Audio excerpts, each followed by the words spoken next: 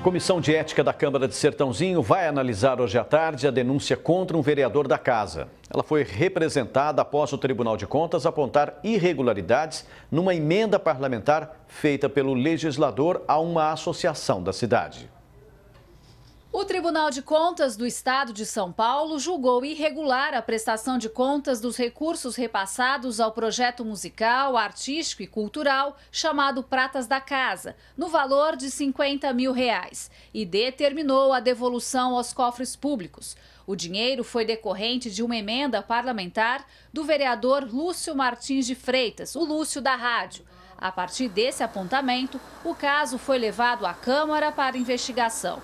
E o grupo Acorda Sertãozinho se manifestou pedindo esclarecimento. Ele pegou uma verba, ele destinou uma emenda de autoria dele para uma associação comunitária presidida pela filha dele para fazer um projeto de CD que seria para incentivar os artistas, mas ninguém viu esse CD até hoje.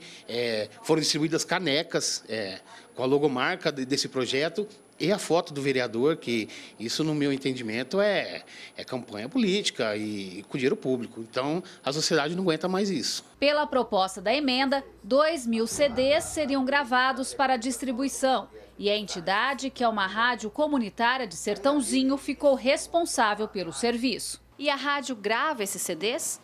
Negativo. A rádio não grava CD. Ela não grava CD, ela não tem gravadora própria lá de CD. Como que se explica isso? Infelizmente, é o que nós vamos chegar ao final dessa representação, que talvez poderá até chegar a ser um processo. O caso do vereador já era para ter sido analisado pela Comissão de Ética da Câmara. Uma reunião foi marcada na semana passada, mas não aconteceu por falta de quórum. Dos 5 legisladores que deveriam estar presentes, só vieram 2, o relator e o presidente da comissão. Por conta disso, uma nova reunião foi marcada para esta segunda-feira. Aí sim vamos decidir se vai ser arquivado pela Comissão de Ética, se vai a plenário, para o plenário decidir essa representação. A Ordem dos Advogados do Brasil explica o que o Tribunal de Contas quis dizer com os questionamentos apontados. E o que chama a atenção é a destinação do recurso a uma entidade em que a filha do vereador era presidente. A questão é que pode ter havido favorecimento. Uma vez demonstrado que tem havido esse favorecimento, certamente aí estaria sendo violado o princípio da moralidade, o princípio da impessoalidade e o princípio da economicidade, desde que fique demonstrada a ocorrência dessas alegações. Não só porque seja pai ou porque a presidente seja filha. O presidente da Comissão de Interesses Institucionais da OAB de Sertãozinho explica ainda que a prefeitura também terá de se defender porque a emenda foi aceita, votada, entrou na lei do orçamento e o município executou. O Tribunal de Contas vai cobrar a prefeitura, porque é verba municipal, e vai cobrar a entidade que recebeu. A responsabilidade do vereador ela é interna na Câmara. Se eles perceberem que essa atividade, desta emenda para essa atividade, teve, por exemplo, alguma influência política, se teve uma malversação do convênio em favor, por exemplo, do vereador. No aspecto político é isso. No aspecto do Tribunal de Contas financeiro, de controle das contas públicas, seria o caso da prefeitura devolver o dinheiro e de quem recebeu também ressarcir, e aí tem as multas que são ali fixadas. Gislene Lopes, de Sertãozinho, para o Jornal da Clube. O vereador Lúcio Martins de Freitas, o Lúcio da Rádio, informou que não vai falar sobre o caso sem antes ter conhecimento do conteúdo do relatório feito pelo Conselho de Ética. Após isso, vai se pronunciar. A Procuradoria Jurídica do município disse que o repasse feito estava previsto em lei e as contas da entidade não foram aprovadas, pois o serviço solicitado foi terceirizado e não prestado diretamente, como é determinado na legislação. O processo encontra-se em fase de recurso. Agora ao vivo, André Costa traz mais informações. André? Pois é, Pulse, a população realmente espera que esse encontro da Comissão de Ética aconteça hoje, já que na semana passada só 2 membros apareceram. Para a gente falar mais sobre essa situação, nós convidamos o Jefferson Nascimento. O Jefferson é sociólogo e também cientista político. Jefferson, destinar recursos a uma entidade em que a presidente era filha do vereador significa o quê? Boa tarde para você. Boa tarde. Bom, conforme o relatório do Tribunal de Contas é bem claro, isso significa ferir o princípio da impessoalidade que é definido no artigo 37 da Constituição Federal.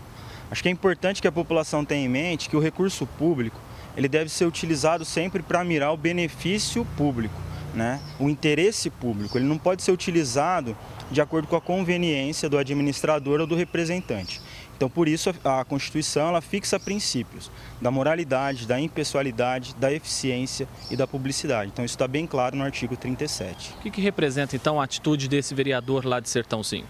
Bom, de uma forma assim, bem clara, bem simples, no mínimo, representa uma imprudência e não verificar os princípios que regem a administração pública e não verificar aquilo que está definido no Código de Ética e Decoro Parlamentar da Câmara, no regimento interno da Câmara. E no limite, conforme é claro o relatório do Tribunal de Contas, isso significa que a ação ela não visou o benefício público, o interesse público, mas sim a promoção pessoal. Então isso não é uma opinião nossa, é o que está escrito claramente no relatório do Tribunal de Contas. Qual que deve ser então o papel da Comissão de Ética da Câmara, que já teria que ter se reunido lá na semana passada, essa reunião não aconteceu, então qual que é o papel dessa comissão? Bom, o Código de Ética é bem claro, né? Quando ele institui a comissão, ele vai dizer que o papel dela é zelar pela dignidade da Câmara e pela observância dos princípios constitucionais da Câmara Municipal.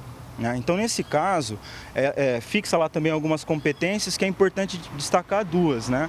Opinar e aconselhar penalidades e julgar de fato e direito as denúncias contra os vereadores.